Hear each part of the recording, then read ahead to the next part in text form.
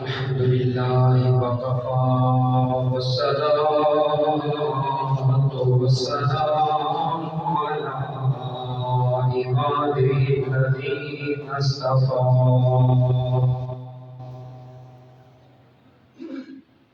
خصوصا على سيد الورى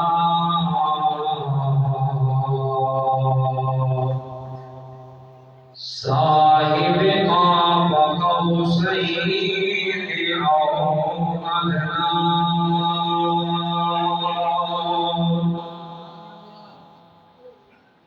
بدر الدجى شمس الضحى نور الهدى محمد المجتبى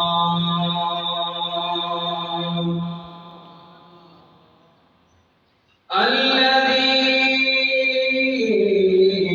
كان نبيا وآدم بين الدين والماء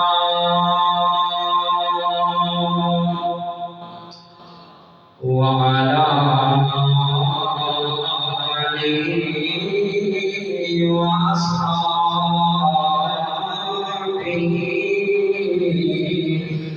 أجمعين.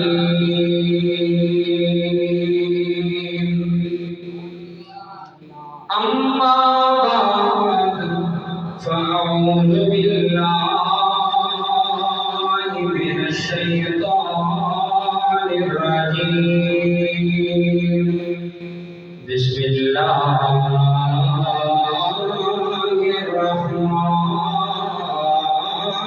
الرحيم.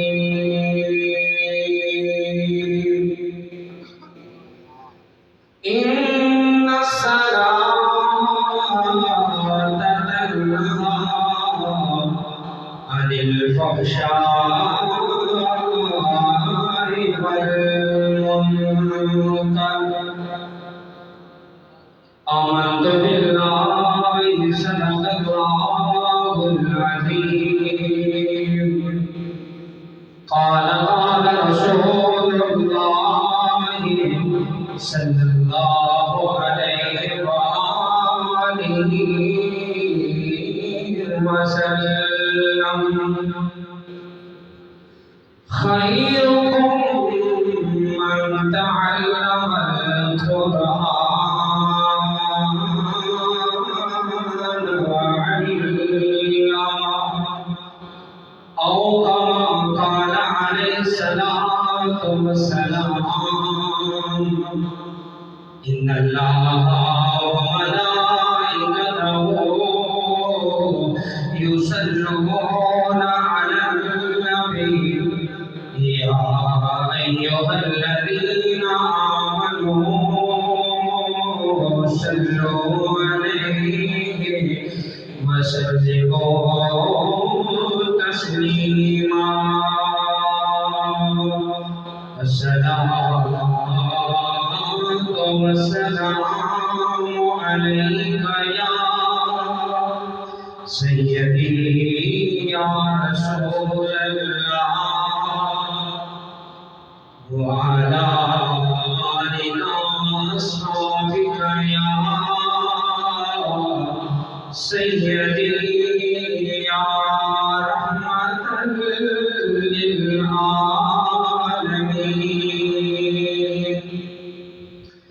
جس نے ابھی تک درود شریف نہیں پڑھا وہ آقا علیہ الصلوۃ والسلام کی حدیث مبارکہ سماعت فرمائے تو انشاءاللہ ضرور ایک بار اس کے دف کھلیں گے اور اپنے آقا مولا پر درود شریف ضرور پڑھے گا.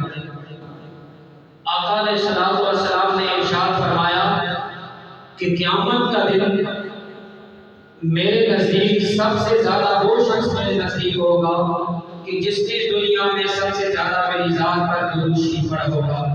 تو جو یہ چاہتا ہے کہ بروز قیامت ہو اور ہم آقا کے جھنڈے کے سائے کھڑے ہیں، تو وہ اپنے آقا علیہ السلام پر بآواز بلند درود پڑھیے صلی اللہ علیہ یا رسول اللہ وسلم۔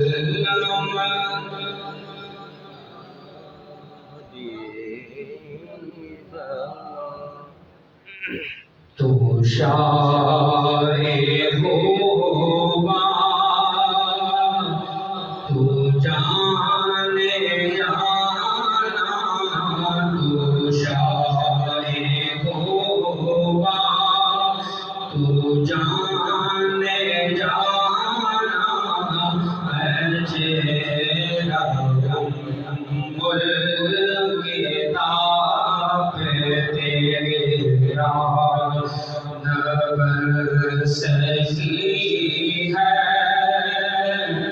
نبر سکے گا، نبر سکی ہے نبر سکے گا، مثال تیری جواب تیرا، اے تو بھی سائے عجیب انسان، جو خوف محشر سے ہے ہراساں، ہے تو بھی سائے عجیب انسان، جو خوف محشر سے ہے ہراساں، ارے تو زندگی اعلان پردہ، ارے تو زندگی اعلان پردہ، وہی تو لیں گے حساب تیرا۔ بعد از حمد و ثنا قابل صدر و تعظیم حاضرین و سامعین، السلام علیکم ورحمۃ اللہ وبرکاتہ۔ حضرات ذی وقار، اللہ رب العزت کا لاکھ لاکھ شکر ہے کہ اس خالق کائنات نے ہمیں انسان بنایا، پھر اس سے بڑا کرم کہ اپنے پیارے محبوب علیہ السلام کا امتی بنایا، پھر آج کے دن یہ اس کا خصوصی کرم ہے ہم پر کہ جس رب ذوالجلال نے آج کے اس بابرکت دن میں ہمیں اپنے گھر میں آنے کی توفیق بخشی ہے۔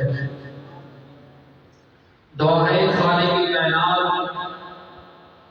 مجھے حق اور سچ بیان کرنے کی توفیق عطا فرمائے، اس کے بعد ہم سب کو عمل کرنے کی توفیق عطا فرمائے۔ حضرات ذی وقار، میری جو گفتگو ہوگی وہ آج کل جو معاشرے میں ہمارا یہ ماحول چل رہا ہے، کوئی بچہ ہے، جوان ہے، بوڑھا ہے، سبھی کو چھوٹے سے لے کر بڑے تک ہم کو خدا مصطفیٰ ہم نے بھلا دیا ہے۔ ہم نے صرف ایک ہی سوچ رکھ لی ہے، بس دنیا کو کمانا ہے اور دنیا میں ہی لگے رہنا ہے۔ تو آج کی گفتگو جو ہوگی اس میں یہ موت کا، قیامت کا منظر جو ہے وہ مختلف مختصر سا آپ کی سماعتوں کے حوالے کروں گا. اگر آپ نے گفتگو توجہ سے سنی تو انشاءاللہ ہماری دنیا آخرت دونوں کامیاب ہو جائیں گی. حضرات ذی وقار امام جلال الدین سیوطی رحمۃ اللہ علیہ جو حضور علیہ السلام کے ظاہری مثال کے کئی سبھی بعد آئے، لیکن آپ پر اللہ کا یہ خاص کرم تھا، آپ اللہ کے وہ ولی گزرے کہ جن کو اللہ کے محبوب نے جاگتی آنکھوں کے ساتھ بیداری کی حالت میں 75 بار اپنا دیدار کرایا ہے. حضرات ذی وقار آج ہم بھی عاشق مصطفیٰ ہونے کا دعویٰ تو کرتے ہیں، آج ہمارا بھی یہ دعویٰ ہے کہ ہم بھی عاشق مصطفیٰ ہیں، لیکن عاشق مصطفیٰ ایسا ہونا چاہیے ایک تو خواب میں سوتی ہوئی حالت میں نہیں 75 بار جاگتی آنکھوں میں اللہ تبارک و تعالیٰ کے محبوب نے اپنا دیدار فرمایا ہے. آپ اپنی کتاب میں لکھتے ہیں کہ ایک قبر کھودنے والا جو قبر کھودتا ہے وہ بیان کرتا ہے کہ میں نے ایک پرانی قبر دیکھی جو گری پڑی تھی، اس میں میں نے مردے کو دیکھا تو اس کے سر کی کھوپڑی سے لے کر پاؤں تک کیل ٹھوکے ہوئے تھے، سر کی کھوپڑی سے لے کر پاؤں تک کیل ٹھوکے ہوئے تھے، اور جو سب سے بڑا کیل تھا اس کے دماغ میں ٹھوکا ہوا تھا. پھر ایک اور قبر کھولنے والا ایک واقعہ بیان کرتا ہے. امام جلال الدین سیوطی اپنی کتاب میں لکھتے ہیں کہ میں ایک قبرستان میں گیا، وہاں کیا دیکھتا ہوں کہ ایک پرانی قبر ہے، اس میں جو مردہ پڑا ہے اس کے دماغ میں جہنم کا سیسا پگھلا کر ڈالا گیا ہے. حضرات ذی وقار یہ عذاب کس وجہ سے؟ آپ توجہ رکھیے.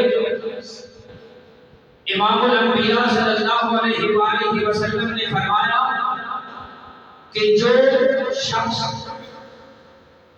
گانا سنتا ہے، گانا گانے والے کو اپنے گھر بلا کر یا اس کے اڈے پہ جا کر، کیونکہ آج کل یہ ہم نے ہر ایک بندے نے موبائل رکھا ہوا ہے اور اس کی مصروفیات ہی اس نے اپنی بنا لی ہے.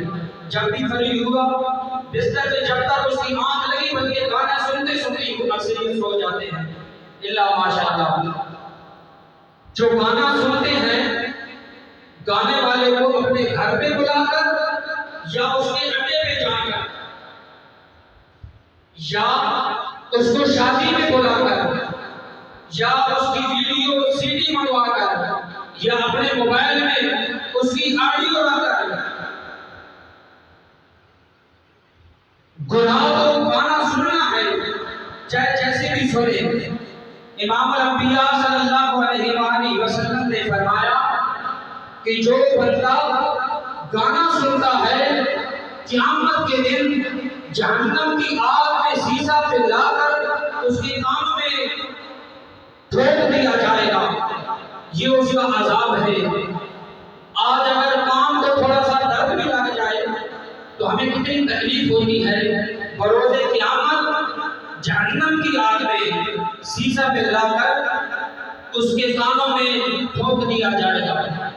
آج ہم اپنے معاشرے میں دیکھیں، کوئی رکشہ جا رہا ہے، اس سے پوچھو کہاں جا رہا ہے تو وہ یہ بیان کرتا ہے کہ میں رزق کمانے کے لیے جا رہا ہوں، تو اس نے بھی گانے لگائے ہوتے ہیں.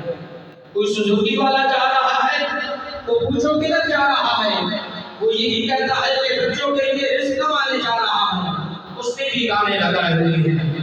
کوئی ٹرک والا جا رہا ہے، پوچھو کدھر جا رہا ہے تو یہی کہتا ہے کہ میں بچوں کے لیے رزق کمانے جا رہا ہوں، اس نے بھی گانے لگائے ہوتے ہیں. حتیٰ کہ یہاں تک آپ بسوں میں سفر کریں صرف گانے نہیں بلکہ پوری ایک ویڈیو چل رہی ہوتی ہے، وہاں فلمیں وہ ڈانس آپ کو دکھائے جاتے جا رہے ہوں. آپ ایک موت کی یعنی سواری اس کو بولتے ہیں سفر کر رہے ہوتے ہیں، وہاں پہ صرف گانے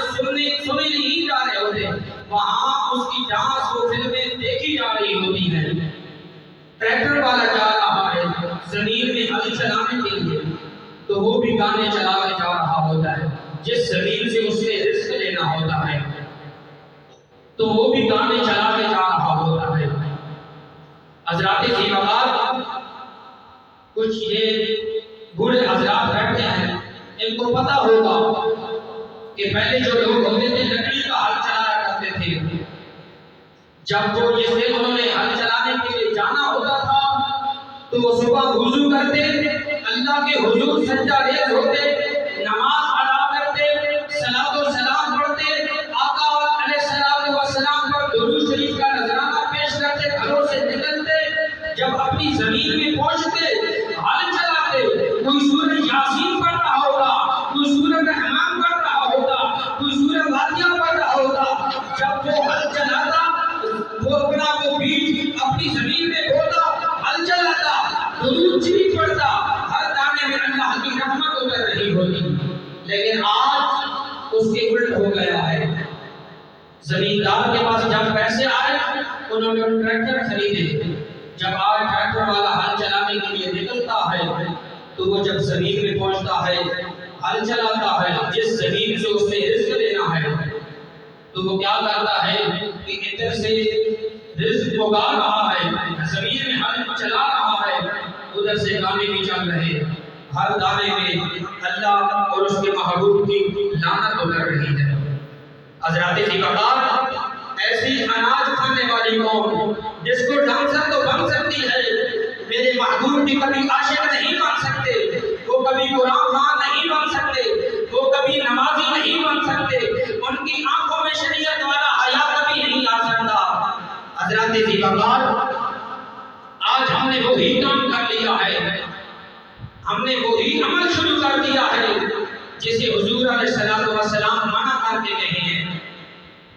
چاہیے تو یہ تھا ہم ایسا کام کرتے جس پہ ہمارا رب اور اس کا مصطفیٰ خوش ہوتے۔ آقا علیہ الصلوۃ والسلام سے پوچھا گیا کہ آقا دنیا میں سب سے بری جگہ کون سی ہے؟ تو آقا علیہ الصلوۃ والسلام نے فرمایا یہ جو بازار ہے یہ سب سے بری جگہ ہے۔ پھر پوچھا گیا آقا دنیا میں سب سے اچھی جگہ کون سی ہے؟ تو آقا علیہ الصلوۃ والسلام نے فرمایا یہ جو مسجدیں ہیں یہ سب سے اچھی جگہ ہے۔ آج آپ دیکھ لیں کہ جو سب سے بری جگہ ہے اس کو خالی ہونا چاہیے تھا، لیکن وہاں بے پردہ عورتوں کا ہجوم ہوتا ہے۔ جو سب سے اچھی جگہ ہے مسجدیں یہ ویران پڑی ہوتی ہیں۔ آپ سب نمازی میرے بتانے کی یہ ضرورت نہیں، اس بات کو واضح کرنا سب کو پتا ہے۔ ہماری باقی نمازوں میں تو اکثریت نظر آتی تھی، لیکن جب نماز تراویح کا وقت ہوتا تھا تو ہمارے نمازیوں کی تعداد 8 9 یا زیادہ سے زیادہ 12 لوگ ہوتے تھے۔ کیا یہ لوگ گھر میں تراویح پڑھتے تھے؟ آقا علیہ الصلوۃ والسلام نے فرمایا کہ دنیا میں سب سے اچھی جگہ مسجدیں ہیں، لیکن ہم نے مسجدوں کا راستہ بھلا دیا، ہم نے ادھر سے گزر جاتے ہیں، مسجد کی طرف دیکھنا بھی کبھی گوارا نہیں کیا۔ اللہ کے محبوب نے فرمایا کہ جیسے مومن مسجد میں ایسے خوش ہوتا ہے جیسے مچھلی پانی میں خوش ہوتی ہے، لیکن ہم جب مسجد میں آ جائیں، عید کا موقع ہو، جمعے کا موقع ہو، ہم تنگ پڑ جاتے ہیں کہ یہ خطاب کب مکمل ہوگا، اب ہمارے جو دوستان رہتے ہیں تھوڑا سا ٹائم ہوتا ہے یہ اینڈ ہو، ہم نماز پڑھیں، ایک اپنی فارمیلٹی پوری کریں اور گھروں کو لوٹیں، اپنے ہوٹلوں اڈوں پہ گھروں میں مصروف ہو جائیں۔ حضرات ذی وقار بات کو شارٹ کرتا ہوں کہ ہمارا جو چلنا اٹھنا بیٹھنا سونا ہے یہ شریعت کے خلاف ہوتا جا رہا ہے، لیکن آقا علیہ الصلوۃ والسلام کی محفل بھی ہے۔ ایک صحابی کا واقعہ بیان کرتا ہوں، اس کے بعد ایک اور یعنی کہ خاص بات ہے جس کے بعد ایک اعلان بھی کرنا ہے، پھر انشاءاللہ 5 منٹ ٹائم ختم ہو جائے گا، آپ پریشان نہیں خوشی سے بیٹھیے۔ اللہ کے محبوب علیہ الصلوۃ والسلام نے محفل لگائی ہوئی تھی، آپ کا ایک صحابی عبداللہ بن عمر بن عیاض صحابی رسول جب تشریف فرمائے، آپ نے جو لباس پہنا تھا وہ سارا لباس شریعت مطہرہ کے عین مطابق تھا، شریعت والا لباس پہنا تھا، لیکن اس کا رنگ جو تھا وہ اس وقت جو کافر پہنتے تھے اس رنگ کا لباس تھا۔ تو آقا علیہ الصلوۃ والسلام نے جب دیکھا تو فرمایا اے میرے غلام، یہ جو تم نے رنگ کے کپڑے پہنے ہیں یہ کافر پہنتے ہیں، کیا تجھے پتا نہیں کہ تم نے کافر والے رنگ کے کپڑے پہن لیے ہیں؟ تو وہ صحابی کہنے لگا آقا یا رسول اللہ صلی اللہ علیہ وآلہ وسلم، اگر آپ حکم دیں تو میں یہ کپڑوں کا رنگ اتار دوں، یہ رنگ کچا ہے۔ تو آقا علیہ الصلوۃ والسلام غصے میں آ گئے، وجد میں آئے۔ آقا علیہ الصلوۃ والسلام نے فرمایا اے میرے صحابی، جس رنگ کے کپڑے تو نے پہنے ہیں یہ کافر پہنتے ہیں، جاؤ ان کپڑوں کو اتار کے آگ لگا دو۔ حضرات کی بات وہ نبی جو یہ نہیں چاہتے کہ میرا امتی اس رنگ کے کپڑے پہنے کہ جس رنگ کے کپڑے کفار پہنتے تھے، آج ہم نے اس کے الٹ کا لیا ہے۔ کپڑے تو کیا، ہم اپنی چہروں اپنی شکلوں کو دیکھیں، ہماری شکلیں کیا آقا علیہ الصلوۃ والسلام کے عاشقوں جیسی ہیں؟ ہماری شکلیں غلامی مصطفیٰ جیسے ہم نعرے لگاتے ہیں ایسی ہیں؟ شروع سے تو ہم نے گاڑیاں رکھنی ہی چھوڑ دی ہیں، جنہوں نے رکھی ہوئی ہیں انہوں نے بھی ڈیزائن بنائی ہوئی ہیں۔ کیا یہ دیکھ کر آقا علیہ الصلوۃ والسلام کے دل سے کیا بیت رہی ہوگی کہ آقا اپنے حضور مبارک میں ہم پہ خوش ہوتے ہو رہے ہوں گے؟ وہ نبی جو بازاروں میں گئے، جو غاروں میں گئے، جو دنیا میں تشریف لائے، قبر میں مبارک میں گئے تو ہم کے لیے دعا کی، لیکن آج اس امت نے اپنا حال کیا بنا رکھا ہے؟ حضرات زیارت چاہیے تو یہ تھا کہ ہمارا اٹھنا، ہمارا بیٹھنا، ہمارا چلنا، ہمارا سونا، جاگنا، ہمارا ہر ایک عمل آقا علیہ الصلوۃ والسلام کے بتائے ہوئے طریقوں پر ہونا چاہیے تھا، لیکن ہم سارا سبق یاد کر کے بھی اس کو بھلا بیٹھے ہیں۔ حضرات زیارت ہم نے اکثریت گھروں پہ آپ دیکھتے ہوں گے کہ ہمارے گھروں پہ نالائن پاک کا جھنڈا لگا ہوتا ہے۔ ہم سے کوئی سوال کرے کہ یہ جھنڈا کیوں لگایا ہے تو ہم اسے بتاتے ہیں کہ ہم عاشقان مصطفیٰ ہیں، ہم یہ اعلان کر رہے ہیں کہ ہم نبی کے غلام ہیں، ہم اس کی نالائن کے بھی غلام ہیں، ہم نے ایک دعویٰ کر رکھا ہے۔ لیکن افسوس چھت میں تو آقا کے نالائن کا جھنڈا لگا ہے، لیکن چھت میں سب وہ کام ہو رہے ہیں جو نالائن والے کی شریعت کے خلاف ہیں۔ حضرات زیباکار کیا اس کو عشق مصطفیٰ کہتے ہیں؟ ہمارا عمل، ہماری باتیں کچھ اور ہیں، ہمارا عمل کچھ اور ہے، ہمارے دعوے کچھ اور ہیں، ہمارا عمل کچھ اور ہے۔ حضرات زیباکار چاہیے تو یہ تھا کہ ہم قرآن مجید پڑھتے، جب 21 پارے میں پہنچتے تو یہ آیت پڑھتے ان الصلاۃ تنہی عن الفحشاء والمنکر، ہم کو پتہ چل جاتا کہ یہ نماز بے حیائی اور برے کاموں سے روکتی ہے۔ اس محبوب علیہ السلام کا فرمان ہے ان الصلاۃ تنہی عن الفحشاء والمنکر۔ حضرات زیباکار آخری بات میں بیان کرتا ہوں، ایک منٹ باقی ہے، اپنی گفتگو کو سمیٹتا ہوں۔ ایک دیہات کا واقعہ اختصار بیان کرتا ہوں، ایک دیہات کا واقعہ۔ ایک شخص، ایک نوجوان جو ٹانگا چلایا کرتا تھا، ایک بار آپ سبحان اللہ کہتے ہیں، میں آپ کو واقعہ ایک نوجوان جو ٹانگا چلایا کرتا تھا، آپ اگر ایک منٹ اوپر ہوگا تو پریشان نہیں ہونا، یہ آپ اس واقعے کو ایک کہانی سمجھے یا حقیقت سمجھے، لیکن یہ بہت ہی سبق آموز واقعہ ہے، آپ سنیں گے انشاءاللہ آپ کی جو کیفیت ہے وہ ضرور بدلے گی۔ کہ جب وہ جوان ٹانگا چلانے کے لیے نکلتا تھا، اس کی ایک ہی خواہش ہوتی تھی کہ میرے جو بیٹے ہیں یہ بڑے ہو کر یہ پڑھیں اور بڑے ہو کر آفیسر بن جائیں۔ اس نے اپنی ساری زندگی محنت کی، اپنے بچوں کو انگریزی کی تعلیم دی۔ جب وہ بچے بڑے ہو گئے، ایک آرمی میں میجر بن گیا، ایک کسی اور ڈپارٹمنٹ میں چلا گیا۔ جب ان بچوں نے، ان نوجوانوں نے دیکھا کہ ہمارا باپ اس دیہات میں ایک ٹانگا چلاتا تھا، اب سب لوگ ہمیں جانتے ہیں کہ ہم اس نوجوان کے بیٹے ہیں کہ جو جہاں ٹانگا چلایا کرتا تھا، اب ہماری پوزیشن چینج ہو چکی ہے، ہمیں چاہیے کہ ہم دیہات سے شہر کا رخ کر لیں، نے اپنا فیصلہ کیا کہ آپ سے شہر کی طرح شفٹ ہو گئے۔ ایک دن ایسا ہوا کہ اس میجر صاحب کے کچھ دوست اس کے گھر تشریف لے گئے، تو میجر نے اپنے نوکر کو حکم دیا کہ ان کے لیے چائے بنا کر لے آؤ۔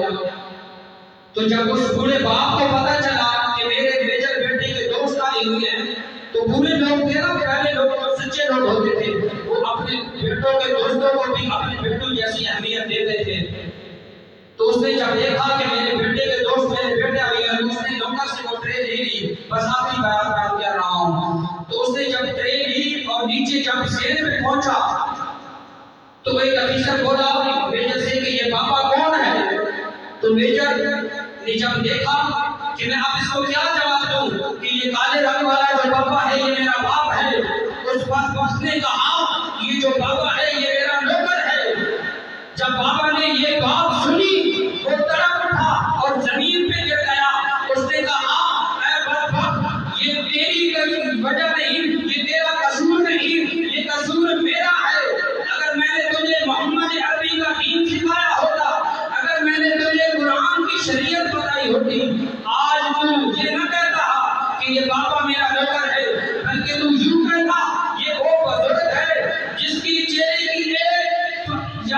کی ایک چہرے کی جھلک دیکھنے سے مجھے مقبول حج کا ثواب ملتا ہے، بلکہ تو نے یہ کہہ دیا یہ قصور تیرا نہیں، یہ قصور میرا ہے کہ جو میں نے تجھے انگریز کی تعلیم دی، میں نے تجھے قرآن تمہاری گھٹی میں دیا ہوتا تو آج تو یہ نہیں کہتا۔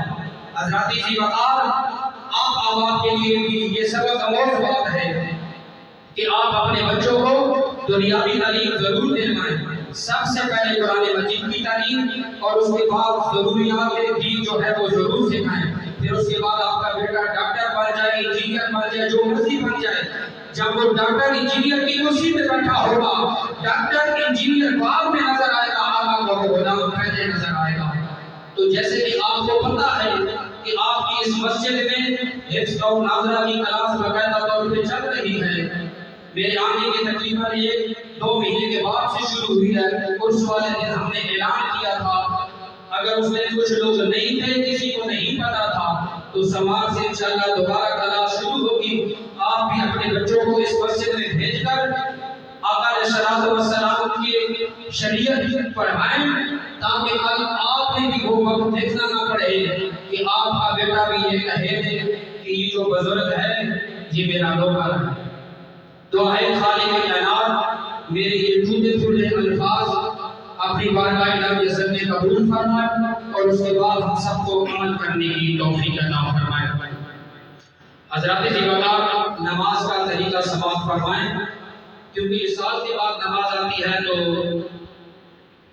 جو امام ہوتا ہے اس کا یہ حق بنتا ہے کہ نماز کا طریقہ نیت بتا دینا۔ سب سے پہلے آپ نے نیت کرنی ہے کہ میں نیت کرتا ہوں اس نماز کی 2 رکعت نماز عید الفطر یا چھوٹی عید، اپنے الفاظ میں جیسے وہ بیان کر سکتا ہے، یہ آپ بات سماعت فرما لیں۔ اگر کوئی پورے جو لوگ بیٹھے ہیں وہ لفظ نہیں بول سکتے، ان کو پتہ ہے کہ ہم نماز پڑھ جائیں، یہ عید کی نماز پڑھ جائیں، وہ اپنا دل میں ارادہ بھی کر لیں، لفظ نہ بھی بولے تو ان کی نماز کی نیت ہو جائے گی، کیونکہ نیت کا مطلب ہے ارادہ۔ 2 رکعت نماز عید الفطر واجب مع زائد 6 تکبیر، پیچھے پڑھتا ہوں امام صاحب کے منہ میں رکھانا کعبہ شریف کی طرف اللہ اکبر، ہر ایک بندہ اپنے انداز کے مطابق نیت کر لے۔ پھر اس کے بعد جب اللہ اکبر تکبیر، اس کے بعد ثنا پڑھیں گے، ثنا کے بعد 3 تکبیریں، پہلی تکبیر کے ساتھ آپ نے ہاتھ چھوڑ دینے ہیں، دوسری تکبیر کے ساتھ پھر آپ نے کانوں کے طرف لے جانے، پھر ہاتھ چھوڑ دینے، تیسری تکبیر کے ساتھ پھر آپ نے کانوں کی طرف ہاتھ لے جانے، پھر ہاتھ باندھ لینے ہیں۔ اس کے بعد سورہ فاتحہ الحمد شریف سورت ہوگی، پھر رکوع سجود، پھر اس کے بعد دوبارہ الحمد شریف سورت، اس کے بعد جب اللہ اکبر کہیں گے تو آپ نے رکوع میں نہیں جانا، کانوں کی طرف ہاتھ کر کے ہاتھ چھوڑ دینے، ایسے 3 دفعہ آپ نے ہاتھ چھوڑ دینے۔ جو چوتھی بار اللہ اکبر ہوگی وہ رکوع کے لیے ہوگی، آپ نے رکوع میں جانا اور باقی نماز اسی طرح ہے۔ آپ سب اپنی اپنی صفیں مکمل کریں۔